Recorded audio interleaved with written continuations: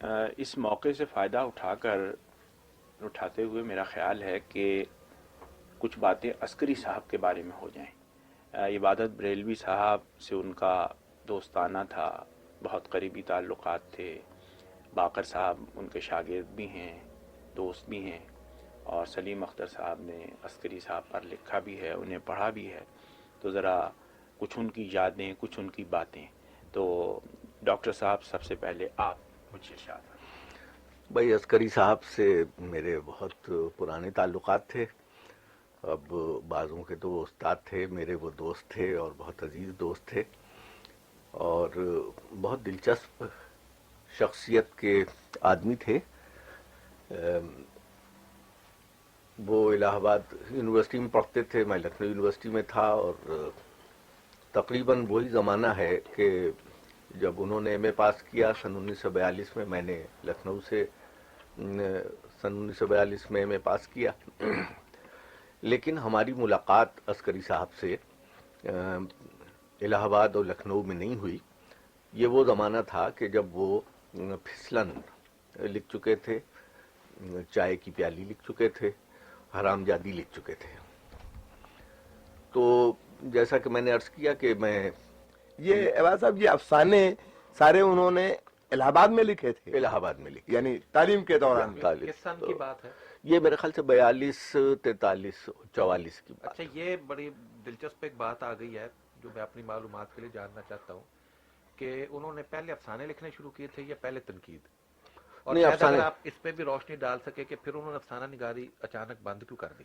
دیکھیے وہ افسانے لکھتے رہے اور عرصے تک لکھتے رہے۔ شروع انہوں نے افسانہ نگاری سے کیا تھا۔ اب ایسے کوئی کالج میگزین وغیرہ میں کوئی مضمون لکھ دیا ہو تو وہ لکھ دیا ہو۔ مجھے یاد آیا جی کہ عسکری صاحب نے کرشن چندر کا جو خاکہ لکھا ہے تو اس میں کہا پہلا مضمون میں نے کرشن چندر پر ہی لکھا تھا جو ایک کالج میگزین میں ہاں، وہ کالج میگزین وغیرہ میں میرٹھ میں یا اور جگہوں پر وہ شائع ہوئے ہوں گے، جن کا مجھے زیادہ علم نہیں اور زیادہ لوگوں کو بھی علم نہیں۔ لیکن ان کا افسانہ یہ پھسلن جو ہے وہ اتنا مشہور ہوا اس زمانے میں، تو جب یہ بہت چھپا، سنسنی خیز چیز تھی۔ بہت سنسنی خیز تھا، وہ چھپا اور وہ کافی موضوع بحث بھی رہا۔ اور پھر اس کے بعد یہ جو افسانے جن کا میں نے ذکر کیا کہ حرام جادی اور چائے کی پیالی، یہ ادبی دنیا میں غالباً چھپے تھے، اور وہ جو پھسلن تھا وہ نیا ادب میں چھپا تھا۔ تو وہ کافی اس کے اوپر دلچسپ باتیں ہوتی ہیں۔ تو عسکری صاحب کو ہم گویا غائبانہ طور پر جانتے تھے۔ اب جب میں دلی گیا تو وہ بھی ایم اے پاس کر کے دلی آ چکے تھے، اور دلی میں ساقی میں وہ کام تھوڑا سا کرنے لگے تھے۔ شاہد احمد صاحب سے ان کے تعلقات تھے، تو شاہد صاحب نے ان سے کہا تھا کہ آپ تھوڑی میری مدد کیا کریں۔ چنانچہ ابھی پڑھاتے نہیں تھے؟ نہیں، وہ اس کا پڑھانے کا بھی ذکر کرتا ہوں کہ کس طرح وہ سلسلہ ہوا اس کا۔ تو ایک دن میں شاہد صاحب سے ملنے گیا شام کو، اور ان کے یہاں بیٹھا ہوا تھا مٹیا محل کے مکان میں، شاہد صاحب تھے۔ تو ایک صاحب آئے اور وہ شیروانی پہنے ہوئے، چشمہ لگائے ہوئے، دبلے پتلے، میں نے انہیں کبھی دیکھا نہیں تھا اس سے قبل، یہ عسکری صاحب تھے۔ تو انہوں نے ایک اضطرابی سی کیفیت وہ ان کے اندر تھی، آئے اور بیٹھے نہیں، اور شاہد صاحب سے کچھ کہا کہ ذرا آپ سے دو باتیں کرنا چاہتا ہوں۔ تو شاہد صاحب دوسری طرف گئے اور وہاں انہوں نے کچھ باتیں کی، اور بس اتنی دیر میں وہ کہنے لگا اچھا میں جا رہا ہوں، السلام علیکم۔ تو شاہد صاحب نے کہا ذرا ان سے تو ملتے جائیے، ایسی بھی کیا اضطرابی کیفیت ہے۔ یہ میرا نام لیا اور کہا کہ یہ بات صاحب بیٹھے۔ خیر بڑے شوق سے ملے، کہ ہاں آپ سے تو بہت واقفیت ہے اور یہ ہے اور وہ ہے، لیکن اس وقت میں بڑی جلدی میں ہوں، تو کل آپ سے ملاقات ہماری ہونی چاہیے۔ اور ملاقات کہاں ہوگی؟ میں نے کہا کہ بتائیے تو کہ کہاں۔ کہنے لگے کہ گھر پہ تو جہاں میں اپنی جائے قیام پہ تو رہتا نہیں ہوں، دن کو ادھر ادھر چلا جاتا ہوں، تو کل عتیق صدیقی صاحب کہ یہاں آپ سے ہماری ملاقات ہوگی۔ میں نے کہا بھئی عتیق صدیقی صاحب کون ہیں، کہاں رہتے ہیں؟ کہنے لگے کہ جامع مسجد کے قریب وہ جو سڑک چوڑی بازار کو جاتی ہے اس کے نکڑ پر ایک کمرہ ہے جس میں عتیق صدیقی صاحب رہتے ہیں، اور آپ مغرب سے ذرا پہلے آ جائیے، وہاں باتیں ہوں گی، انہیں سب جانتے ہیں، آپ اردو بازار میں کسی سے پوچھ لیجیے گا۔ خیر میں شام کو وہاں پہنچا تو عسکری صاحب اور عتیق صدیقی صاحب بیٹھے ہوئے باتیں کر رہے تھے۔ عتیق صدیقی صاحب لکھنؤ یونیورسٹی میں لائبریری میں اکثر آیا کرتے تھے، تو میں انہیں دیکھا کرتا تھا، یعنی میری ان سے کوئی زیادہ ملاقات نہیں تھی۔ مشہور محقق، جی ہاں، تو گلکرسٹ اور اس کا عہد والے، جی ہاں، گلکرسٹ کا ہے، وہی ہے نا؟ جی ہاں وہی صاحب۔ تو خیر وہاں بیٹھے باتیں ہوئیں، اور کافی میں نے عسکری صاحب سے پوچھا کہ اب کیا آج کل شغل ہے؟ کہنے لگے کوئی شغل تو کوئی بھی نہیں ہے، بیکاری سمجھیے، لیکن بس یہ ساقی کا کچھ کام ہم کرتا ہوں، اور آپ بھی کچھ مضمون لکھ دیا کیجیے اور اس طرح کی چیزیں۔ خیر انہوں نے کچھ چیزیں مجھ سے لکھوائیں اس زمانے میں، جو تو جھلکیاں اس وقت تک وہ شروع کر چکے تھے جی؟ لکھنی؟ جھلکیاں لکھنی شروع کر چکے تھے اس وقت؟ جھلکیاں لکھ رہے تھے، وہ جھلکیاں باقاعدگی سے لکھ رہے تھے۔ اب یہ ہوا کہ اینگلو عربک کالج میں جب پہنچا میں، تو وہاں کا ماحول مجھے پسند آیا اس لحاظ سے کہ لوگ بڑے شریف تھے، بڑی محبت والے تھے۔ تو اسی زمانے میں ایک صاحب ارشد مختار، جو بعد میں بیچارے کینیڈا میں انتقال کر گئے، وہ 6 مہینے کے لیے کینیڈا چلے گئے، اور وہیں ان کا انتقال بھی ہو گیا۔ انگریزی کے وہ لیکچرر تھے ارشد مختار۔ تو ان کی جگہ پر پرنسپل نے مجھ سے یہ کہا کہ بھائی کوئی انگریزی کا آدمی اگر ہو تو 6 مہینے کے لیے۔ اور میں نے کہا 6 مہینے کے لیے کون ملے گا، کم از کم ایک اکیڈمک سیشن کے لیے آپ رکھیے۔ کہنے نہیں فی الحال یہی پوزیشن ہے، لیکن یہ ہے کہ اگر آپ کے کوئی دوست ہیں، جاننے والے ہیں، تو آپ مجھے بلا لیجیے۔ تو میں نے عسکری صاحب سے ذکر کیا کہ بھائی یہ قصہ ہے، 6 مہینے کا معاملہ ہے، اگر آپ آ جائیں تو بڑا اچھا ہے۔ عسکری صاحب تیار ہو گئے، کہنے لگے بھائی ٹھیک ہے میں آ جاتا ہوں۔ اب عسکری صاحب کو ہم نے وہاں ٹیمپرری عارضی طور پر ایک لیکچرر انگریزی کا مقرر کروا دیا، اور عسکری صاحب وہاں کے ماحول سے بہت خوش ہوئے اور بہت پڑھانے لگے بڑے شوق سے طالب علموں کو انگریزی۔ اب جناب 6 مہینے کے بعد ایسا ہوا کہ وہ صاحب واپس آ گئے، یعنی مطلب انتقال بعد میں ہوا ان کا، ایک دفعہ پھر وہ گئے تھے، تو وہ واپس آ گئے، اور وہاں روڈ ایکسیڈنٹ میں ان کا انتقال ہوا بعد میں جا کے، جب وہ دوسری دفعہ گئے وہ واپس آ گئے تو وہ پوسٹ ختم ہو گئی۔ اب وہ عسکری صاحب پھر بیکار ہو گئے۔ میں نے پرنسپل سے کہا کہ بھائی یہ تو بڑے قابل آدمی ہیں، یہ بہت بڑے لکھنے والے ہیں، ان کے لیے کوئی جگہ بنائیے۔ لیکن خیر وہ کوئی صورت نکلی نہیں اس کی۔ پھر میں نے اسی زمانے میں ایک دن عسکری صاحب آئے تو کہنے لگے کہ بھائی دیب صاحب کا خط آیا ہے الہ آباد سے، اور انہوں نے کہا کہ میں نے تمہارا تقرر الہ آباد میں شعبہ انگریزی میں کروا لیا ہے۔ ان کے بڑے عزیز استاد تھے، وہ پہلا جو جزیرہ ہے ان کے افسانوں کو مجموعہ دیب صاحب کے نام، اچھا اچھا، انتصاب ہے اس میں۔ تو آ کے انہوں نے اس طرح کہا کہ دیب صاحب کا خط آیا تھا، اور انہوں نے یہ لکھا تھا کہ میں نے آپ کا تقرر کروا لیا ہے، لیکن آپ سے پوچھے بغیر میں جواب لکھایا ہوں، کیونکہ مجھے معلوم تھا کہ آپ یہ کہیں گے کہ آپ چلے جائیں، تو اس لیے میں نے جواب لکھ دیا ہے کہ صاحب مجھے الہ آباد سے اب کوئی دلچسپی نہیں ہے، میں صرف اینگلو عربک کالج سے دلچسپی رکھتا ہوں، یہ خط میں پوسٹ کر کے آ رہا ہوں اور آپ کو یہ بتا رہا ہوں کہ یہ میں نے کہا آپ نے غضب کیا۔ اس زمانے میں یہ تھا کہ مسلمانوں کو بڑی مشکل سے ملازمت ملتی تھی، بہت دشواریاں دقتیں تھیں، تو میں نے ان سے کہا بھی کہ بھئی آپ الہ آباد سے بہتر جگہ آپ کے لیے کیا ہو سکتی تھی، نہیں مانے، کہنے نہیں میں دلی میں خوش ہوں۔ تو خیر میں کوشش کرتا رہا کہ کسی صورت سے پھر وہاں اینگلو عربک میں کوئی پوسٹ ہو جائے، کچھ ہو جائے، لیکن وہ اب شبلی کالج اعظم گڑھ میں ایک جگہ نکلی، اشتہار اس کا، ہم نے کسی طرح ان سے درخواست دلوا دی شبلی کالج اعظم گڑھ میں، بلکہ شاید میں نے خود لکھ کے بھیج دی ان کی طرف سے درخواست، یہ تو بالکل قلندر تھے، یہ کیا لکھتے۔ تو شبلی کالج اعظم گڑھ سے انٹرویو کے لیے خط آیا میری معرفت۔ میں نے کہا حضرت آپ انٹرویو تو دے آئیے کم از کم جا کے شبلی کالج اعظم گڑھ۔ خیر تیار ہو گئے، کہنے لگے اچھا آپ کہتے ہیں تو میں چلا جاتا ہوں۔ ریل میں بیٹھے اعظم گڑھ پہنچے، تو میں یہ سمجھتا تھا کہ 3-4 دن تو لگ ہی جائیں گے، پھر واپس آئیں گے۔ تیسرے دن واپس آ گئے، تو میں نے کہا بھئی آپ اتنی جلدی کیسے آ گئے، یعنی ایک رات جانے کی، ایک دن وہاں ٹھہرنے کا، اور ایک آدھ دن اور لگتا۔ کہنے لگے بات صاحب ہوا یہ کہ میں اعظم گڑھ کے اسٹیشن پر پہنچا تو میں نے ایک تانگے والے سے کہا کہ بھائی شبلی کالج چلو گے؟ اس نے کہا ہاں صاحب چلے گئے. ہم بیٹھ گئے. تو میں اس تانگے پہ جا رہا تھا اور میں نے دیکھا کہ یہ عجب ویران شہر ہے, یہاں تو بجلی کا کوئی کھمبا بھی نہیں ہے. تو تھوڑی دور جب تانگا چلا تو میں نے کہا بھائی تانگے والے واپس چلو اسٹیشن. تو اس نے کہا حضور کیا ہو گیا؟ کہنے نہیں بس میں واپس جاؤں گا. چنانچہ میں اسٹیشن واپس آیا اور شبلی کالج نہ پہنچ سکا اور میں سیدھا دلی کی گاڑی میں بیٹھ کے دلی آ گیا. تو میں نے کبھی کہا اچھا یہ واقعہ میں نے وہاں سب استادوں کو بھی سنایا عربی کالج میں اور پرنسپل سے بھی کہا.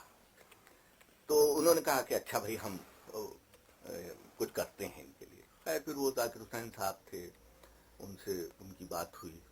نوابزادہ صاحب, لیاقت علی خان صاحب جو صدر تھے, ان سے بات ہوئی. تو خیر وہ ایک پوسٹ کسی طرح ان کے لیے ہم نے وہاں کروا لی انگریزی کی. اب عسکری صاحب باقاعدہ وہاں لیکچرر ہو گئے اور بہت خوش وہاں عربی کالج میں اچھی طرح پڑھانے لگے اور اپنا ادبی کام بھی ان کا جاری رہا. جھلکیاں لکھتے تھے اور مضامین لمبے لمبے جیمز جوائس پر لکھا اور دوسرے تمام لوگوں پر اس زمانے میں خوب ان کا. رہتے تھے وہ ترکمان دروازے کے اندر, ایک چھوٹا سا فلیٹ تھا. فلیٹ کیا کہنا چاہیے کہ ایک کمرہ سا تھا کسی مکان سے ملا ہوا. تو اس میں عسکری صاحب رہا کرتے تھے. کسی کو اپنے گھر نہیں لے جاتے تھے.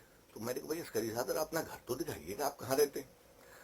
خیر ایک دن مجھے لے گئے, کہنے اچھا چلیے اب آپ نہیں مانتے. تو وہاں ترکمان دروازے کے اندر پہنچے تو وہ سیڑھیوں پہ چڑھ کے ہم گئے. تو ایک کمرہ تھا, اس میں ایک چارپائی پڑی تھی اور ایک مچان سا تھا, اس کے اوپر ایک جھلنگا سا لگا ہوا تھا ٹوٹی ہوئی چارپائی کا.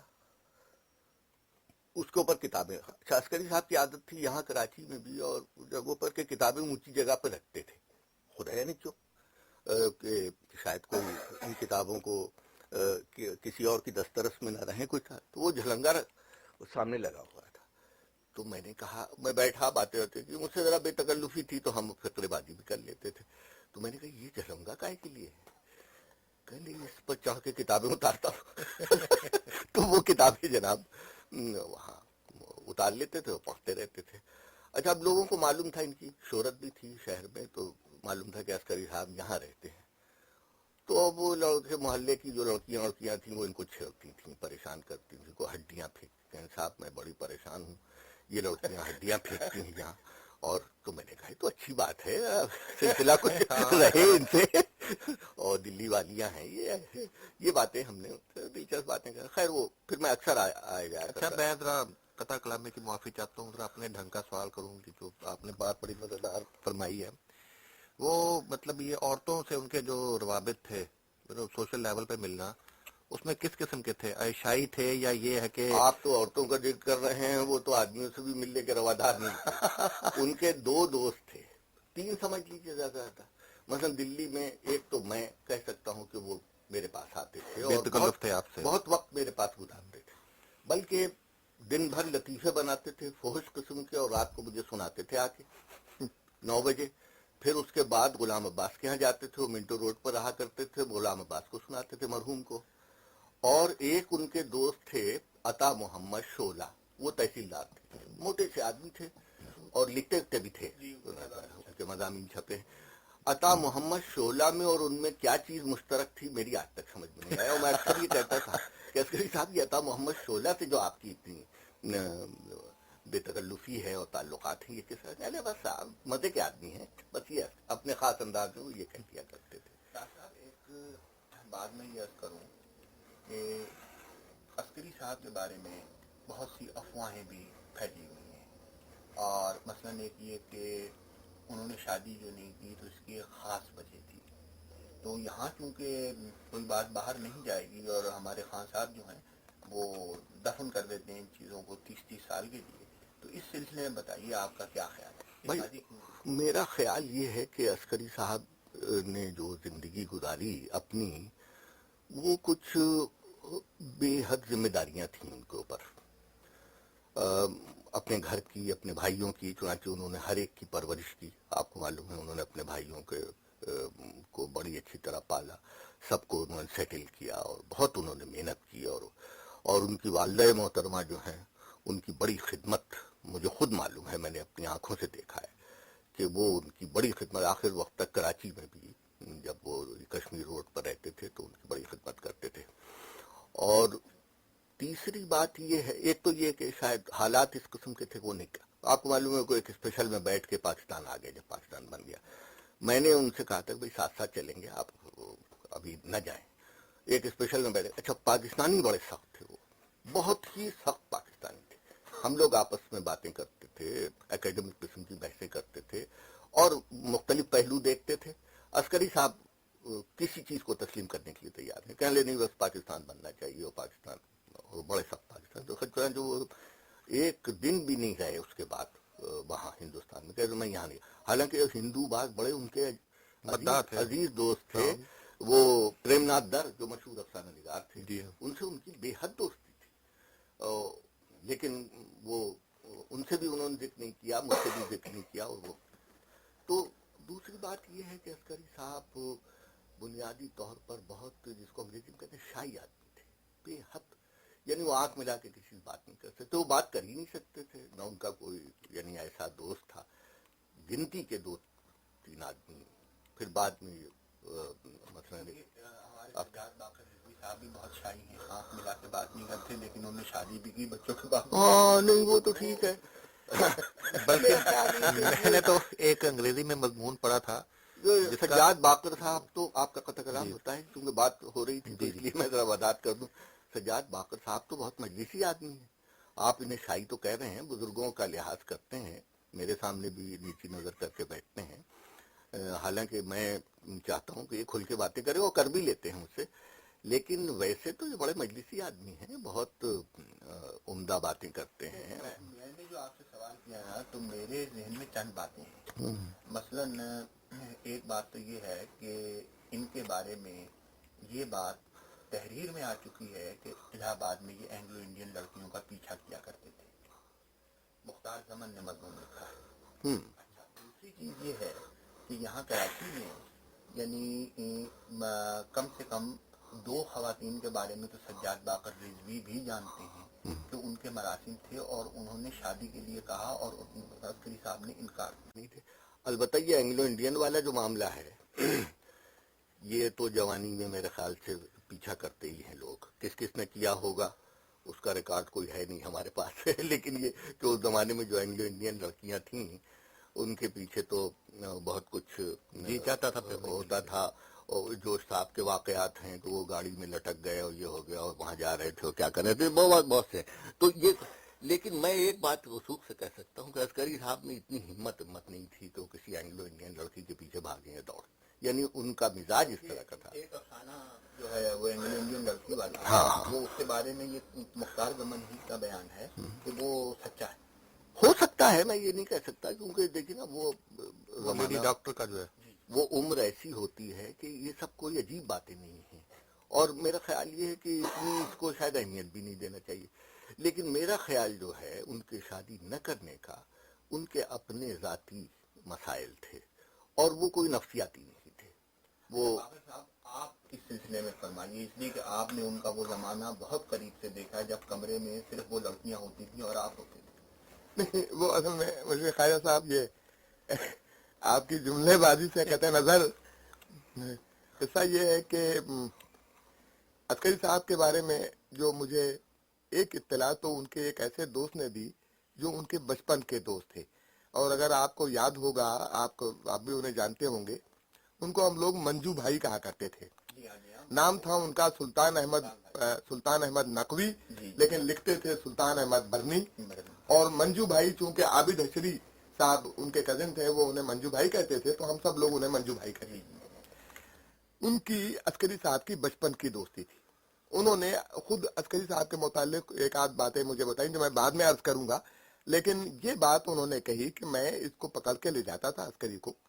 अच्छा, मंजू भाई का ये था कि उनके वालिद ने उन्हें उनकी हरकतों की वजह से आँख कर दिया था जायदाद वगैरह से, और वो खासे बड़े यानी लैंडलॉर्ड के बेटे थे, लेकिन चूंकि आँख हो गए थे तो उसकी आँख होने की वजह ये थी कि वो वहां से पैसे वैसे वसूल करते थे और दिल्ली में आके या तो रसाले खरीदते थे या खरीद के या बदमाशियां करते थे। तो रिसाले जो खरीदते थे वो ज्यादातर अस्करी साहब के काम आते थे, क्योंकि वो पढ़ते थे और फिर बाद में उन्हें दे देते थे। لیکن وہ یہ کہتے ہیں کہ میں عسکری کو کئی دفعہ وہاں لے گیا یعنی اس بازار میں اور کئی لیکن یہ بھاگ جاتے تھے. ایک بات انہوں نے یہ کہی. ایک بار ہنس کے کہا کہ بنگلہ پان باندھتا تھا. یہ بھی ایک فقرہ ان کا میرے ذہن میں کہیں اٹکا ہوا ہے. کسی موقع پر منجو بھائی نے یہ کہا تھا. مجھے جہاں تک میرا خیال ہے عسکری صاحب کچھ نروس آدمی تھے اور وہ اس نروسنس کی جو کچھ بھی امپلیکیشن ہو جو وجوہات ہوں اس کے بارے میں نہیں جانتا, عباس صاحب زیادہ جانتے, لیکن یہ کہ بہت نروس آدمی تھے اور صرف ان لڑکیوں سے جو ان کی شاگرد ہوتی تھی ان سے تو وہ کھلتے تھے, ورنہ یا اپنے شاگردوں سے لڑکوں سے, ورنہ وہ یعنی اگر کوئی فرض کیجئے کہ جیسے کہ اطہر صدیقی صاحب نے آپ کو بتایا تو مجھے تو آپ نے دیکھا ہے کالج میں تو بہت محبت سے پڑھاتے تھے اور بہت یعنی میں نے ان سے فیض حاصل کیا. تو اس طرح کی بات تو نہیں تھی ان کی یعنی جو پرستی کی طرف مائل نہیں آپ تھے. کا قطع کلام ہوتا ہے, میں ان کی جو آپ نے نروسنس کا ذکر کیا ہے جی تو میں آپ کو ایک واقعہ سناتا ہوں. یعنی ان میں ایک عجب طرح کی اضطرابی کیفیت تھی. مثلا وہ چھٹیوں میں لاہور چلے جاتے تھے اور میرے مکان کے قریب ہی ان کے بھائی رہا کرتے تھے, وہاں وہ قیام ٹھہرتے تھے. تو عید کا زمانہ, عید ایک زمانے میں وہ مہینہ ایسا تھا کہ جس میں چھٹیاں تھیں. عسکری صاحب آئے تو روز میرے پاس صبح کو ناشتہ میرے ساتھ ہوتا تھا اور کوئی 3-4 گھنٹے میرے پاس بیٹھتے تھے. وہ صبح آ جاتے تھے, ناشتہ میرے ساتھ کرتے تھے, پھر کوئی 10-11 بجے وہ جاتے تھے. تو میں نے کہا بھائی عید کی نماز, پرسوں عید ہے, اب ساتھ ہی ساتھ چلیں گے, نماز پڑھیں گے, یہی ہماری میدان میں ہوتی ہے نماز. تو کہنے ہاں میں آؤں گا. تو چنانچہ وہ صبح کو عید کے دن کپڑے وپڑے بدل کے آئے اور ہم لوگ, ہمارا پورا خاندان, میرے بھائی اور وہ میرے بھتیجے اور یہ سب لوگ جو ہیں ایک ساتھ ہم نماز پڑھنے جاتے ہیں اور پیدل جاتے ہیں. یہ معمول ہے, قریب ہے, زیادہ دور نہیں ہے, تو یہ نہیں کہ موٹر میں چلے گئے یا ویسے چلے گئے, پیدل. تو عسکری صاحب بھی اس ہجوم میں ہمارے ساتھ شامل ہو کے تو برگد کے درخت تک پہنچے, جو اب بھی موجود ہے برگد کا درخت, وہاں تک پہنچے. تو عسکری صاحب کہنے لگے واہ صاحب میں چلا واپس. میں نے کیوں خیر ہے؟ کہنے لگے بس میں نماز نہیں پڑھوں گا, اور جناب واپس چلے گئے. یعنی اس ہجوم کو, اور وہ جو لوگ تھے یا اجنبی قسم کے لوگ جو ہیں تو ان کو وہ برداشت نہیں کر سکتے تھے. چنانچہ وہ نماز انہوں نے نہیں پڑھی عید کی اور وہ گھر آ گئے. پھر شام کو دوپہر کو ہماری ملاقات ہوئی, میرے ساتھ کھانا کھایا, انہوں نے سب باتیں کی. اچھا, تو مذہب کا بھی کوئی خاص اثر عسکری صاحب پر بالکل نہیں تھا ایک زمانے تک. یہ تو بعد میں یہ کراچی میں آ کے ان پر یہ اثرات ہوئے ہیں. تو وہ ان کے اندر ایک بے چینی سی تھی, ایک اضطراب سا تھا. کسی جگہ وہ ٹھہر نہیں سکتے تھے, بیٹھ نہیں سکتے تھے کسی جگہ کہ کسی کے پاس جم کے بیٹھ جائیں. دو ایک لوگ زندگی میں ایسے تھے ان سے کہ جن کے پاس وہ بیٹھ سکتے تھے. مثلا میرے پاس وہ 3 گھنٹے بیٹھ سکتے, آفتاب صاحب کے پاس بیٹھ سکتے, آفتاب صاحب کے پاس بیٹھ سکتے. کیونکہ یہ بزم بے تکلف ہے تو میں اس بہانے سے ان بعض اعتراضات کا جواب حاصل کرنا چاہتا ہوں ریکارڈ کی درستی کے لیے جو عام طور پر گشت کر رہے ہیں لوگوں میں. اور اب یہ میرا سوال ہے سجاد باقر رضوی صاحب سے کہ یہ کہاں تک درست ہے کہ عسکری صاحب نے اپنا ایک کام اپنی ایک شاگردہ کے نام سے چھپوایا. نہیں, وہ اس طرح کا ہے, وہ صحیح ہے. وہ یوں ہوا تھا کہ ایک کتاب کا ترجمہ, کیونکہ اس زمانے میں فرینکلن سے کچھ کتابیں ترجمہ ہوتی تھیں اور وہ شاید فرینکلن کے جو انچارج تھے اس وقت وہ عسکری صاحب کے کوئی عزیز تھے. یہ میں ان سے کلیم الرحمان صاحب. تو کلیم الرحمان صاحب نے کچھ کتابیں انہیں دیں, اس میں سے ایک کتاب انہوں نے اپنی ایک شاگردہ کو ٹرانسلیٹ کرنے کے لیے دی. یہ بات میں اپنے حوالے سے بھی کہہ سکتا ہوں کہ عسکری صاحب اکثر مثلا مجھے انہوں نے پال والری کا مضمون دیا کہ تم اس کا ترجمہ کرو. میں ترجمہ کر کے لے جاتا تھا اور عسکری صاحب اسے درست کرتے تھے. اور اس طرح وہ جو کتاب ترجمہ ہوئی, یعنی ترجمہ شدہ کتاب جب وہ چھپی تو اس پر ان کا نام تھا شاگردہ کا, اور نظر ثانی محمد حسن عسکری. کافی ہاؤس میں ہم لوگ جہاں بیٹھتے تھے, مجھے یہ فقرہ بھی یاد ہے کہ ایک صاحب نے ہنس کے کہا کہ نظر اول کس کی تھی, دوسرے نے جواب دیا اقبال مرزا کی. تو اس طرح کے مذاق ہوتے تھے, لیکن وہ اس میں انہوں نے ترجمہ کیا تھا. البتہ عسکری صاحب نے اسے درست ضرور کیا ہوگی. ہاں, یہ بات نہیں ہے کہ انہوں نے ان کے نام سے اپنا. اچھا, دوسری بات یہ ہے کہ ان کے جو بعد میں تھوڑا سا وہ ہوا, وہ انہوں نے کہیں اور شادی کر لی اس خاتون نے, تو اس سلسلے میں ہو سکتا सकता है कि अस्करी साहब उससे शादी कर लेते, लेकिन मेरा ख्याल ये है ذاتی कि उसमें कुछ फिरका जो है वो हायल हो गया, क्योंकि वो शिया थी और शायद उस यानी लड़कियों के लिए ये मसला ज्यादा होता है, मर्दों के लिए तो नहीं होता। मतलब मेरी बीवी सुन्नी है, मैं शिया हूँ, लेकिन शायद वो खातून इस बात को बर्दाश्त उस जमाने में नहीं कर सकी और उसने किसी अस्करी साहब से ज्यादा के उम्र के डॉक्टर से उसने शादी कर ली जो शिया था। ये वाकया है असल मैं ये मैं ये सारी गुफ्तगू से एक सवाल मेरे जहन में पैदा हुआ है, और जैसे वैसे अपने तौर पे भी मैं सोचा करता था कि अस्करी साहब जैसा कि आपने फरमाया बहुत शाही आदमी थे, नर्वस थे, मजमे में नहीं बैठ सकते थे, और उसके बरक्स जब हम उनकी तहरीरें देखते हैं तो उसमें एक बड़ी अग्रेसिवनेस मिलती है, बल्कि ज़्यादा लफ्ज़ ये होगा कि एक सैडिस्टिक एटीट्यूड है। और वो जो उन्होंने कंट्रोवर्सियां पैदा की, बिलखुसूस अगर आप झलकियां के मजमून देखें तो वो यानी कोई मुतवाज़न जहन के नहीं बल्कि सैडिस्टिक आदमी के उसमें चुभोने वाली बातें, चुभोने वाले फिक्रे।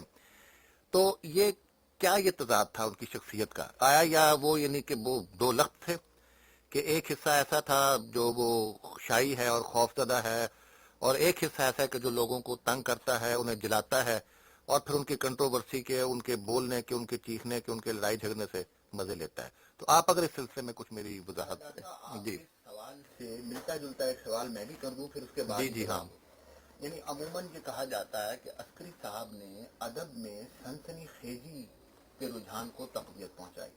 अफसाने लिखे तो ऐसे कि सब चौंक पड़े, झलकियां लिखी तो ऐसी कि सब चौंक पड़े। उन्होंने तरक्की पसंदों पर जो हमले किए और जा हमले भी किए और बेजा हमले भी किए। अच्छा, उसके बाद अचानक एक दिन उन्होंने अदब की मौत का ऐलान किया और फिर उसके बाद फौरन वो मजहब की तरफ चले गए और एक ऐसे बुजुर्ग को अपना रूहानी पेशवा बनाया कि जिसने यानी इस 20वीं सदी में ये ऐलान किया कि औरतों को तालीम न दो, क्योंकि वो पढ़ जाएंगी तो उन घरों के उनको शहरों के रास्ते मालूम हो जाएंगे, शहरों के रास्ते मालूम होंगे तो घरों से भाग जाएंगे। अच्छा, उस शख्स की तालीमात को और उसके नजरिया शेर को उन्होंने कहा कि अदब के लिए यही हरफ आखिर है।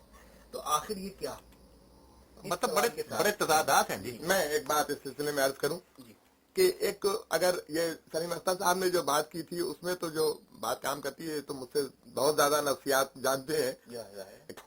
तो उसमें एक प्रिंसिपल ऑफ कंपेंसेशन, यानी वो ये होता है कि मसलन अगर कोई जिंदगी में एग्रेसिव नहीं है, फर्ज कीजिए, तो वो तहरीर में एग्रेसिव हो जाएगा, उसका तो रिलीज एग्रेशन तो रिलीज होना ही चाहिए। तो वो इस तरह, इसका तो ये जवाब है। मेरा ख्याल है कि कंपेंसेटरी प्रिंसिपल था उनका, उनकी तहरीरें बहुत उनकी ताकतवर और जानदार जिंदगी की महरूमियों की तलाश अदब में कर ली। तो ये लेकिन एक बात ये भी है कि अस्करी साहब जो थे वो बहुत ही हसास आदमी थे, बड़े सेंसिटिव थे। अच्छा, ये जो सेंसिटिव होना है ये अंदर अंदर उनके यहाँ काम करता रहता था, और मेरा ख्याल ये है कि वो जो लोगों से बेजार थे और अलहदा रहते थे उसकी वजह भी यही थी कि उन्हें ये खौफ रहता था कि शायद कोई बात ऐसी ना हो जाए जो नागवार हो मेरे लिए, और इस वजह से वो ज़्यादा लोगों से मिलते जुलते नहीं थे। अच्छा, इसका असर ये हुआ कि वो फिर बहरहाल चीज़ें तो थी उनके अंदर जिनको निकलना था और निकलना चाहिए था, और वो रास्ता ढूंढ रही थी। वो शायद इस तरीके से अपनी तहरीर में और इसमें, अब मसलन उन्होंने एक मजमून तासीर साहब के खिलाफ लिखा, यानी मैंने इतना भयानक मजमून अपनी जिंदगी में नहीं पढ़ा जितना कि तासीर साहब के बारे में। तासीर साहब हमारे भी बुजुर्ग थे, दोस्त थे, और अस्करी साहब भी हमारे दोस्त थे। अच्छा, अब मैंने उनसे पूछा अस्करी साहब से कि भैया आपने इतना सख्त मजमून क्यों लिखा, और कहने साहब बस वो एक बात हो गई थी जिसकी वजह से मुझे लिखना पड़ा और मैं अपने ऊपर काबू न रख सका। वो बात उन्होंने मुझे तफसील उसकी बताई नहीं, लेकिन तासीर साहब से उनका बहुत मिलना जुलना था। वो बात उस मजमून के बैन सुतूर से ही मालूम हो जाती है कि तासीर साहब ने कुछ वादे किए थे, पूरे नहीं किए। हाँ, शायद ये उसका रद्द-ए-अमल उस मजमून की सूरत। अच्छा, अब दूसरा ये है कि एक वाक़या आपको सुनाता हूँ मियां असलम का। मियां असलम की रक़्स इब्लीस जब छपी तो अस्करी साहब ने उस पर दिबाचा लिखा। फिर ये सन 85 की बात है गालिबन कि अस्करी साहब लाहौर आए तो एक दिन कहने लगे कि भाई मियां साहब के पास जरा चलेंगे। मैं और वो इंतज़ार ہم تینوں میاں صاحب کے پاس گئے. میاں صاحب نے بڑا اہتمام جیسا کہ وہ ہمیشہ کرتے ہیں کھانے کا اور اس کا اور اس کا انہوں نے کیا, اور پورا دن تقریباً ہم ان کے پاس رہے, کھانا کھایا, پھر باتیں کی. اور اب میاں صاحب نے ہم لوگ باتیں جب کرتے رہے تو میاں صاحب کے اندر کوئی ایک لہر سی اٹھی کہ صاحب مجھے عسکری صاحب سے بڑی شکایت ہے. تو میں نے کہا صاحب انہوں نے تو آپ کے رقص ابلیس کا دیباچہ, کہنے ہاں رقص ابلیس کا دیباچہ تو خیر انہوں نے لکھ دیا, لیکن یہ ہے کہ اس کتاب پر پھر کہیں تبصرہ نہیں کیا, یہ بھی انہوں نے کہا. اب جناب میاں صاحب کی, اچھا میری ملاقات ان سے میاں اسلم سے یہ دوسری ملاقات تھی. پہلی دلی میں شاہد صاحب نے کروائی تھی, اور وہ اس وقت ہوئی تھی کہ جب میں اردو بازار میں جا رہا تھا سڑک پر, تو شاہد صاحب کو طوفان علم و ادب سے نکلے اور کہنے لگے میاں سنو کہاں جا رہے ہو, ادھر بات سنو تمہاری ایک صاحب سے ملاقات کرواتے ہیں. خیر میں کوئی طوفان علم و ادب میں بیٹھتا نہیں تھا زیادہ, وہ چلا گیا. تو وہاں وہ بیٹھے ہوئے تھے, کہنے آپ سے ملیے, یہ میاں اسلم ہیں, لاہور سے آئے ہیں, اور کہا کہ یہ عباد صاحب ہیں آپ. تو میں نے کہا آپ سے مل کے بڑی خوشی ہوئی, آپ کو تو بہت بڑے افسانہ نگار ہیں, اور یہ ہے جو باتیں میں نے کی. تو میاں صاحب کہنے لگے کہ مگر مجھے آپ سے مل کے بالکل خوشی نہیں ہوئی. اس وجہ سے پھر میری طرف مخاطب بھی نہیں ہوئے. شاہد صاحب سے اور دوسرے لوگ جو وہاں تھے ان سے مخاطب ہو کے کہنے لگے کہ صاحب یہ دیکھیے انہوں نے ایک مضمون لکھا ہے اردو ادب سن 42 میں یا 43 میں ایسا کچھ, اور اس میں انہوں نے بہت افسانہ نگاروں کی تعریف کی, میرا نام کرشن چندر کی بھی تعریف کی ہے, لیکن میرے بارے میں انہوں نے یہ لکھا ہے کہ میاں اسلم نے اچھے افسانے لکھے, اور وہ لیکن ان کی زود نویسی اور بیش نویسی ان میں لے ڈوبی. یہ فقرہ انہوں نے لکھ دیا. اور سب سے بڑے افسوس کی بات یہ ہے کہ صاحب انہوں نے ہندوؤں کی تعریف کی ہے, اور میں ان کا مسلمان بھائی ہوں, تو انہوں نے میرے بارے میں یہ لکھا. خیر وہاں کہا پڑا, تھوڑی دیر میں بیٹھ کے میں نے کہا بہت افسوس ہے, یہ ہے وہ ہے, معذرت کر کے میں وہاں سے اٹھایا. پہلی ملاقات تو ہوئی تھی. اب دوسری ملاقات یہ ہوئی میاں صاحب سے کہ وہ میرے خیال سے پورے 3 گھنٹے عسکری صاحب کو سرزنش کرتے رہے, ان کے بارے میں یہ کہتے رہے کہ انہوں نے تبصرہ نہیں کیا رقص ابلیس پر. شاید ریڈیو پر وہ تبصرہ کیا ہوگا بعض کتابوں پر, لیکن عسکری صاحب کو میں نے دیکھا کہ ایک لفظ جو وہ بولے ہوں, بس وہ جیسے کہ ان کے دانت باہر نکلے رہتے تھے وہ, اور بس وہ چپ خاموش میاں صاحب سے ایک لفظ جو انہوں نے کہا. اب ذرا باقر صاحب سے یہ پوچھیں کہ وہ کلاس میں کیسا پڑھاتے تھے اور کیا طریقہ تھا اور کیا باتیں ہوتی تھیں. ہاں آپ یہ بتا سکتے ہیں, ویسے ان کے میرے خیال سے انہیں سے پوچھیں گے تو ان کے کلاس میں بیٹھے ہاں ہیں. جی, وہ اصل میں نے جب آنرز میں ایڈمیشن لیا تو مجھے بڑی یہ تشویش تھی کہ جب کلاس کی طرف دیکھو تو عسکری صاحب بیٹھے ہوتے ہیں, مجھے پتہ نہیں چلتا تھا کہ یہ کہاں سے آتے ہیں. تو جس گیٹ سے لوگ آتے جاتے تھے وہاں میں اکثر موجود ہوتا تھا, لیکن پتہ بعد میں یہ چلا کہ عسکری صاحب لڑکیوں کے گیٹ سے, چھوٹا ایک گیٹ تھا جس سے لڑکیاں آتی تھیں کالج میں, اس گیٹ سے آتے تھے اور گھوم کر وہ ایک چھوٹا سا کمرہ تھا اس کمرے میں آ کے بیٹھ جاتے تھے. چونکہ میں نے تو بڑی کلاسیں ان کی نہیں اٹینڈ کی, صرف چونکہ میں آنرز پڑھتا تھا تو چھوٹی کلاسز جو ہوتی تھیں 5 7 10 لڑکے ہوتے تھے ان کی, تو عسکری صاحب ہمیں تو بہت اچھی طرح پڑھاتے تھے. لیکن یہ البتہ ہے کہ ایک زمانے میں آپ کو یاد ہوگا مولوی صاحب ہمارے پرنسپل تھے, خان بہادر ایم مولوی, تو ان کا دربار کھلا رہتا تھا, لڑکے آتے جاتے رہتے تھے, تو یا اگر لڑکے توجہ نہیں تھے تو بلا لیا کرتے تھے وہ. تو ایک دن لڑکوں نے کہا, انہوں نے پوچھا کہ بھئی عسکری کیسا پڑھاتے ہیں, انہوں نے کہا کہ صاحب عسکری صاحب بہت عالم آدمی ہے, لیکن ان کے پڑھانے کا اسٹائل ذرا ہمیں پسند نہیں ہے, یعنی وہ ذرا خطابت وغیرہ ان میں نہیں ہے. وہ مولوی صاحب نے عسکری صاحب کو بلایا, انہوں نے کہا صاحب عسکری صاحب وہ لڑکے شکایت کرتے ہیں, ذرا آپ اپنا یہ اسٹائل بدل دیں. تو عسکری صاحب نے انہیں جواب دیا کہ جناب آپ دوسرا آدمی رکھ لیں, اور میں چلا. اور کئی دنوں کے بعد خیر قرار صاحب کے سمجھانے بجھانے کے بعد یہ رفع دفع ہوئی بات. تو ویسے یعنی یہ تو خیر آپ نے بھی دیکھا ہوگا انہیں کہ وہ پڑھانے کے معاملے میں اس طرح کے آدمی نہیں تھے جیسے, لیکن وہ ایک عالمانہ وقار وہ ضرور, یعنی وہ زیادہ بڑی کلاس جو ہوتی تھی اس سے وہ گھبراتے تھے, بڑی کلاسوں سے گھبراتے تھے, لیکن نہ کر سکتے ہوں. لیکن اگر وہ چند لڑکے ہوں, مطلب یہ آنرز کی ایم اے کی کلاسز کلاس ہو, بلکہ ان کا تو یہ طریقہ تھا کہ اپنے چھوٹے سے کمرے میں طالب علموں کو بلاتے بلاتے دوسرے تھے. کمرے میں ہاں نہیں دوسرے جاتے. کمرے میں وہی نہیں زیادہ جاتے. تر اور ایک بات یہ تھی کہ ایم اے میں جب ایڈمیشنز ہوتے تو بہت سارے لڑکے آ جاتے تھے تو 3-4 دن تو وہ لڑکوں کو سب کو ڈرایا کرتے تھے جس میں بہت سے لڑکے بھاگ جاتے تھے تو جو باقی بچتے تھے پھر انہیں ان کے ہاں، ان کو پھر وہ پڑھاتے تھے. تو میں ان خوش نصیبوں میں تھا جو میں بھاگنے والا تو تھا نہیں تو وہ پھر وہ میں نے اس طرح. اچھا ڈاکٹر سلیم اختر صاحب جی. آپ نے جو سوال کیا تھا اور جس کے ساتھ میں نے ایک ضمنی سوال لگا دیا تھا جی. میری رائے یہ ہے کہ اس کا جواب آپ خود ہی دیں. وہ صاحب میں نے مجھے یاد نہیں آ رہا کسی جگہ میں نے پڑھا تھا عسکری صاحب کا ہی ایک اقتباس. انہوں نے اپنے بچپن میں ان کے بچپن کے بارے میں کچھ نہیں جانتا کہ کیا گھر کا ماحول تھا کس نوعیت کے والدین تھے بچپن میں ان کی کیا ذہنی کیفیت رہی. تو انہوں نے کہا جی میں بچپن میں بڑا ایک شدت کے مزاج کا حامل تھا اور میں پتہ نہیں شاید تتلیاں لے لیتا تھا اور ان کے میں پر نوچتا تھا یا کوئی ٹڈیاں اس قسم کی چیزیں پکڑ کے میں ان میں پن چبھوتا تھا اور ان کے تڑپنے کا تماشا لیتا تھا. یہ میں صحیح کوٹ نہیں کر سکتا کہ میں نے کہاں پڑھا لیکن ان کے حوالے سے میں نے یہ تحریر کہیں پڑھی ہے. غالباً کسی نے اپنے مضمون میں ان کا اقتباس دیا ہوا تھا اور بہت عرصے کی بات ہے.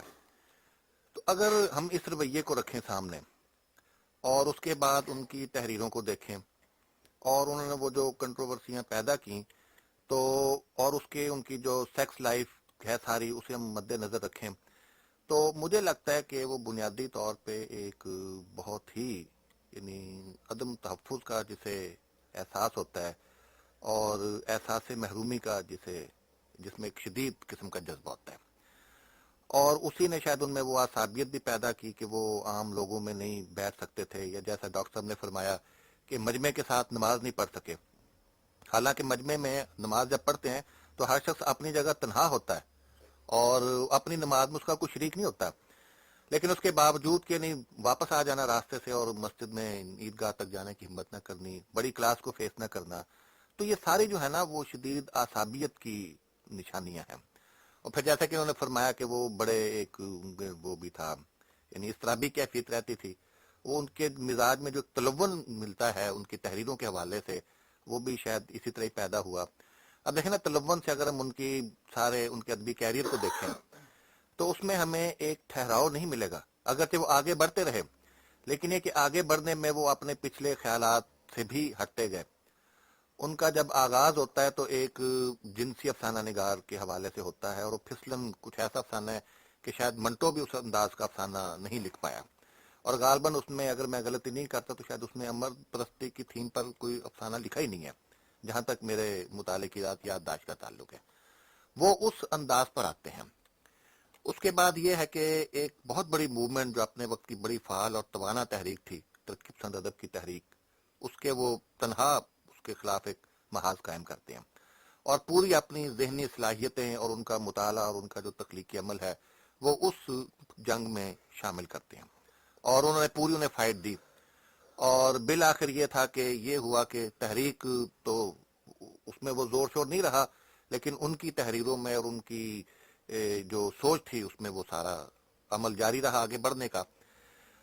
پھر اس کے بعد ان کی تنقیدوں میں دیکھیں تو ہمیں کچھ تاثراتی رنگ نظر آتا ہے ان کا جو یعنی انسان اور آدمی جو پہلا افسانوں کا مجموعہ ہے اس میں کچھ نفسیاتی وہ بھی رنگ لاتے ہیں فرائڈ اور ادب اور ان پہ فرائڈ پہ ان کا بہت اچھا مضمون ہے. اچھا ایک چیز جو میں نے محسوس کی اور وہ یہ کہ ہر رنگ میں وہ اپنے آپ کو نمایاں بھی رکھنا چاہتے تھے اور الگ بھی رکھنا چاہتے تھے اور اس کا ایک انہوں نے تنقیدی سطح پر یہ کام کیا کہ ان لوگوں کو ان نقادوں کو یا ان دانشوروں کو انہوں نے اردو میں متعارف کرایا اپنے حوالوں کے ذریعے سے ان پر مضامین لکھ کر جن کے بارے میں لوگ اتنا نہیں جانتے تھے. چنانچہ اگر میں غلطی نہیں کرتا تو سارتر کا سب سے پہلے چرچا ہے اردو میں ان کے حوالے سے ہوا. اس کے بعد جب دنیا سارتر کے پیچھے چلی گئی تو انہوں نے فرائڈ کو پکڑ لیا. فرائڈ سے ہٹے تو اس کا باغی شاگرد ولہلم رائخ اور وہ انہوں نے اس پہ چنانچہ وہ لکھا اور بلکہ میں بڑا پریشان ہوں اس ولہلم رائخ کی وجہ سے کہ وہ جب میں نے فراق والا مضمون پڑھا تو انہوں نے رائخ کے حوالے سے فراق کی اسٹڈی کیا اور گون کا ذکر کیا تو تھوڑا بہت میں نے بھی نفسیات کا مطالعہ کیا تو مجھے بڑی تشویش ہوئی کہ یہ کون آدمی جسے میں نہیں جانتا اور جو اتنا اہم ہے کہ فراق کی اسٹڈی عسکری صاحب نے اس کے حوالے سے کی ہے.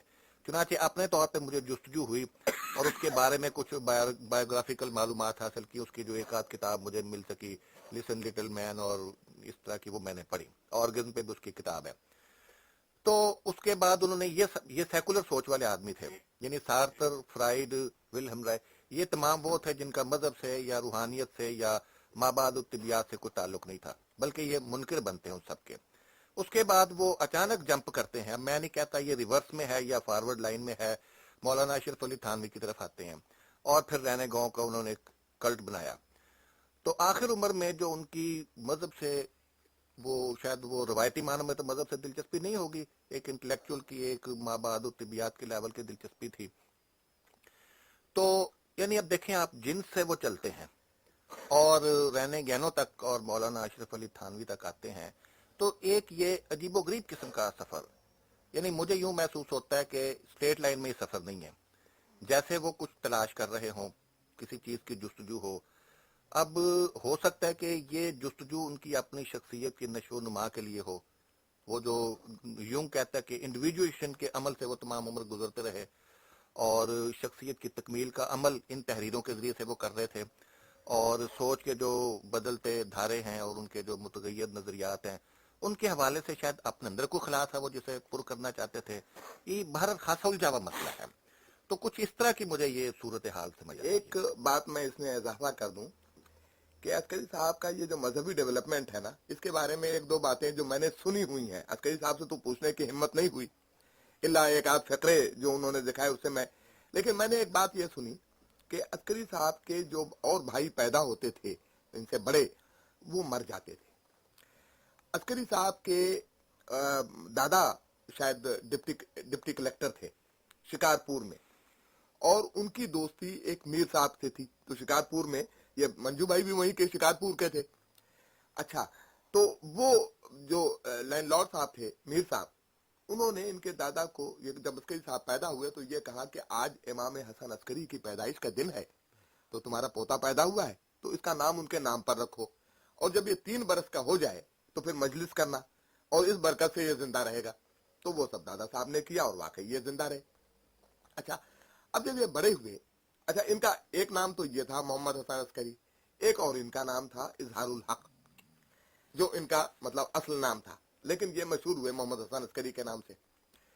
अच्छा, ये मुझे यूं पता चला कि एक बार ये क्लास में लेक्चर दे रहे थे और इन्होंने ये कहा कि भाई ये पुराने वक्तों में जो ट्राइबल टेंडेंसी थी उसमें एक तस्वुर ये था कि आदमी की असल जो है उसका नाम होता है, तो लिहाजा अगर वो किसी नाम उसका किसी के कब्जे में चला जाए तो वो आदमी उसके कब्जे में चला जाएगा, लिहाजा वो अपना असल नाम किसी को नहीं बताते थे, फिक्टिशियस नाम बताते। तो मैं जो बहुत बोलने वाला था, मैंने क्लास में कहा, सर मेरे भी 2 नाम है। कहले जी मेरे भी 2 नाम है। मैंने कहा अच्छा आपका दूसरा नाम क्या है? कहले मेरा दूसरा नाम ऐसा है कि तरक्की पसंद बहुत बिदकते हैं, मुझसे बहुत घबराते हैं। मैंने कहा क्या है? कहले इजहारुल हक, और कह के मुस्कुराए और फिर आगे। अच्छा, जब ये बड़े हुए तो इनका नाम तो मोहम्मद हसन अस्करी था, तो किसी और मुलाकात में ये जिक्र किया इन्होंने कि भाई वो देखो ये उसको मत बताना। कोई किस्सा उन्होंने सुनाया कि कुछ शिया हजरात उनके पास पहुंचते थे और कहते थे कि अस्करी साहब आप कौम के होनहार नौजवान है, तो आप हमारे इस मुहर्रम के रिसाले के लिए मजमून लिखे। तो कहते एक बार उन्होंने ये किया कि शेरवानी में से 5 रुपए निकाले और कहा चंदा तो आप ले लीजिए, मजमून किसी और से लिखवा लीजिए। जब मैं पहुंचा तो मुझे उन्होंने लतीफे के तौर पर यह किस्सा सुनाया तो हम हंसते रहे। तो उन्होंने कहा कि भाई ये आगा सरकुश जो है ये अभी तक मुझे शिया समझते हैं, उनको मत बताना कि मैं शिया नहीं हूँ। ये अच्छा, तो मुझे ये अंदाजा हुआ कि जाहिर है कि आप यानी वो दिल्ली में जहाँ आगा सरकुश से उनकी मुलाकात हुई होगी, उनको पकड़ के ले गए होंगे शिया गैदरिंग में खास किस्म की, और वहां उनको ये भी कहा होगा कि ये कौम के होनहार नौजवान है। तो इस किस्म के तजुर्बों से वो गुजरे हुए थे। अच्छा, अब यानी एक ये मसला होता है आदमी का कि साहब वो अपनी आइडेंटिटी जो इस्टेब्लिश कर रहा है, लेकिन उसकी तरफ लोगों को शक है कि ये वो नहीं है जो असल में, बल्कि ये वो है जो हम जानते हैं। शायद ये भी एक मसला था उनका। तो कुछ दिनों के बाद यानी ये जो रेरेगोरो तक वो जब आए तो मैं भी ये यानी सलीम अख्तर साहब ने जैसे कहा कि एक जहनी सफर था। रेनेगनो को जब उन्होंने पढ़ा, अच्छा ये बात तो मतलब यूरोप की आप सारी लिटरेचर की तारीख पर उनकी नजर ऐसी थी, ऐसी जबरदस्त थी कि वो 4-4 सफे में वो जो एक किताब है मगरिब क्या जदीदियत, उस किताब में जो बाकी हिस्सा तो वो है कि गुमराही की निशानियां, लेकिन पहले जो सफे हैं वो 20 सफे हैं शायद, और उन सफों में उन्होंने मगरिब का जो थॉट की जो प्रोसेस है सारी यूनान से लेकर के इस वक्त निचोड़ आ गया, उसका निचोड़ उन्होंने दे दिया। और मैं खुदा की कसम, यानी मैं इल्म की कसम खाता हूं कि मैंने इस तरह से इतना वाज़ेह ज़हन कि इतनी कमांड रखने वाला मैंने नहीं देखा। अच्छा, यूरोप में रेनेगनो के पास जब वो आया तो यूरोप में उस जमाने में एक तहरीक जिसका मुझे बहुत बाद में इल्म हुआ, जिसमें के एक आखिरी आदमी हुसैन नसर है, सैयद हुसैन नसर, और वो तहरीक ये है कि वो ये कहते हैं, 2-4 जुमलों में अगर इजाजत बयान करूं, वो ये कहते हैं कि साहब बात ये है कि ये जो रवायती मजाहिब हैं ये इनके यहाँ एक मेटाफिजिक का तस्वुर है और तौहीद का सब जहाँ तस्वुर है, चीनी रवायत में, हिंदू रवायत में, यहूदी रवायत में, ईसाई रवायत में, इस्लामी रवायत में, लेकिन ये तौहीद का तस्वुर जो है और पूरी रवायत जो है वो सिर्फ मुसलमानों के हवाले से और हिंदुओं के हवाले से और चीनियों के हवाले से कुछ ये जिंदा है, लेकिन यूरोप में ये जो हवाले थे रेनाइसेंस के बाद खत्म हो गए। अच्छा, तो अब ये लोग जो हैं शुआ है, बुरखाट है, वासला है, ये साहब यानी उसी स्कूल के आदमी रेनेगनो, और ये रेनेगनो तो खैर इन लोगों के उस्ताद ही थे, लेकिन डॉक्टर हुसैन नसर, सैयद हुसैन नसर, ये भी उसी के। अच्छा, तो अस्करी साहब इसमें उधर, अब वो एक मसलन फ्रांसीसी में कोई उन्होंने एक लंबा सा तवील खत लिखा था इस्लामी रवायत वगैरह के बारे में, और वहां से सैयद हुसैन नसर ने उन्हें कोट किया है किसी एक किताब में जो मैंने पढ़ी है। अच्छा, लेकिन सैयद हुसैन नसर अस्करी साहब को, यानी हुसैन नसर की किताब में मेरा ख्याल है कि नेचर वो सूफी एसेज में काका साहब, इस सिलसिले में भी एक वजाहत हो जाए जी कि अस्करी साहब के मरने के बाद ये कहा गया कि उन्होंने बहुत से मकाले फ्रांसीसी में लिखे, बहुत सा नहीं, एक लंबा तवील लेटर लिखा था जिसमें जो बहुत पेजेस थे, किसी मसले को एक्सप्लेन किया था, सिर्फ एक, बहुत से नहीं। हाँ, तो मुझे ये अर्ज करना था कि हैदराबाद दक्कन के एक साहब हैं M.H. अस्करी जी, उनके मकाले छपते रहे हैं बाहर के मुल्कों में। अच्छा, तो अमूमन लोग ये समझते हैं कि हमारे मोहम्मद हसन अस्करी हैं। अच्छा, नहीं वो नहीं वैसे ख्वाजा साहब ये उनके मज़ामीन छपे हैं बाकायदा। मैं अर्ज करूँ कि इस सिलसिले में लाहौर में साहब मोहम्मद इकराम चुगताई, वो अभी गए थे 6 महीने बाहर रह के आए हैं, तो वो बहुत सी मालूमात लाए हैं, तो आप लाहौर जाके जरा उनसे मालूम कीजिएगा कि साहब ये क्या सूरत हाल है। वो कहते हैं कि इन मोहम्मद हसन अस्करी ने फ्रांसीसी जबान में कभी कोई चीज नहीं लिखी। वो गलत कहते हैं, नहीं वो गलत कहते क्योंकि वो खत उन्होंने तवील खत भेजा था। अच्छा, वो बल्कि मेरे पास तो उनकी तहरीरें हैं फ्रांसीसी में अस्करी साहब की, जो बाज़ इक़्तिबासात जो उन्होंने मुझे ख़तों में लिखे हैं वो उस तहरीरें हैं जो छपी हैं, और वहाँ के बाद बड़े अहम रसाइल में छपी हैं। अच्छा, फ्रांसीसी का भी अजब किस्सा है कि उन्होंने कहीं पढ़ी नहीं फ्रांसीसी, खुद उन्होंने फ्रांसीसी। अच्छा, मैं उनसे हमेशा ही कहता था, 30 बरस तक कहता रहा भाई थोड़ी फ्रांसीसी आप मुझे पढ़ा दीजिए, तो वो हमेशा कहते थे कि बर्टन शाह की ग्रामर कहीं तलाश कर लीजिए।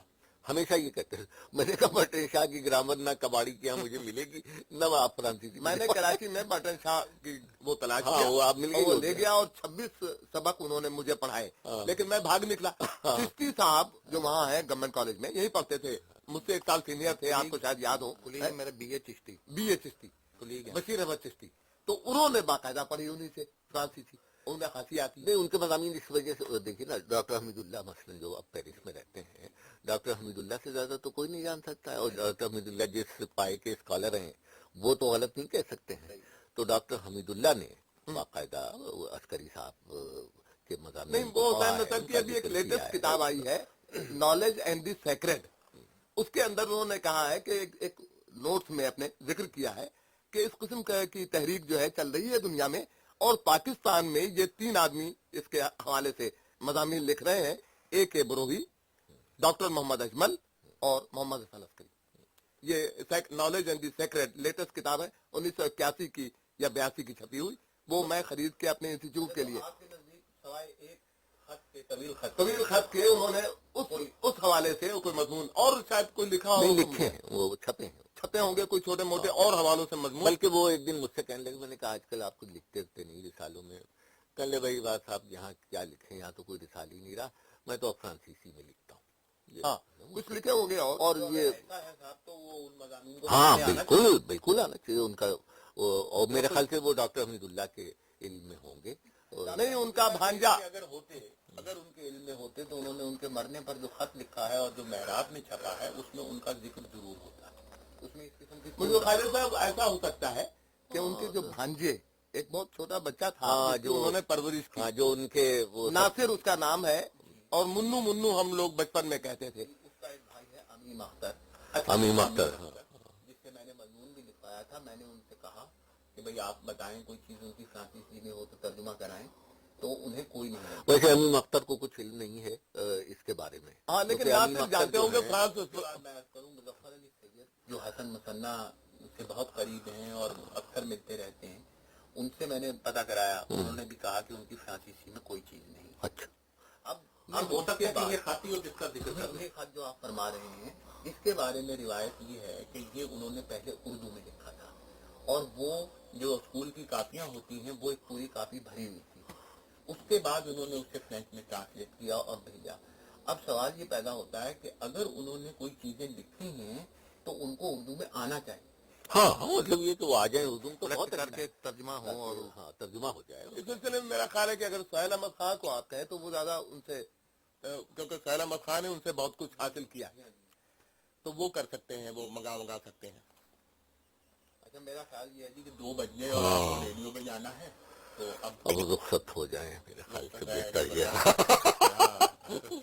तुम तो सफर करते हो, पता नहीं चला इस सारी गुफ्तगू में। बहुत ही शुक्रिया जनाब। अच्छा, एक तो मैं लतीफा सुना दूं। हाँ, वो अकेले का आपके पास गए और कहने लगे कि देखिए साहब ये बहुत कुछ लिखा गया है गालिब के बाद। गालिब की तो दुश्मनी थी ना उनकी, और किस वजह से थी ये मुझे अब तक समझ में नहीं आई बात, लेकिन उनमें गालिब के खिलाफ हो और उन्होंने चूंकि उनकी दोस्ती आताना सादात की थी कि वो भी जरा गालिब के आए थे, गालिब थे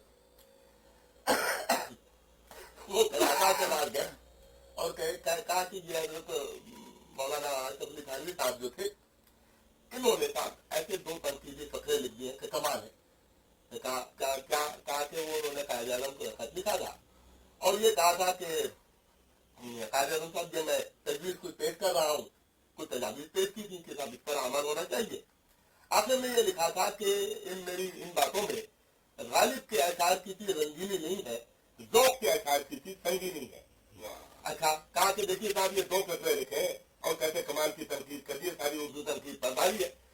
तो करार खान ने कहा खत के कि यार अजब आदमी थे, वो कायदे आज़म को गालिब ज़ौक़ समझाते थे, उस बेचारे को